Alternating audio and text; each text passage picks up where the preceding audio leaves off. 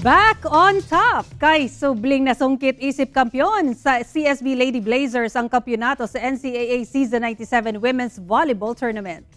Paspas nga gihuman sa CSB Lady Blazers ang dula human gilampurnas ang Arellano Lady Chiefs. Sulod lang sa tulo ka set.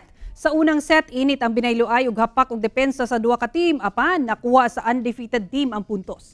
Sa ikaduha ug katapusang set, wa nagipagbigyan sa CSB Lady Blazers nga makaapas ang Arellano Lady Chiefs ug gihuman ang parehong set nga dako ang lamang kontra Lady Chiefs. Tungod sa ilang kadaugan, nabawi sa CSB Lady Blazers ang kampyonato human ang tulo ka season ug natuldukan sab ang pangandoy sa Arellano Lady Chiefs nga madugangan ilang tulo ka sunod-sunod nga kampyonato sa NCAA Women's Volleyball.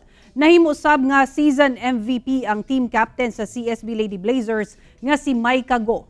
Rookie of the Year si Catherine Santos nga gikan sa San Sebastian Lady Stags ug Finals MVP si Gail Pascual. Gilasab nga Coach of the Year si Head Coach Jerry Yee sa De La Salle College of St. Benilde.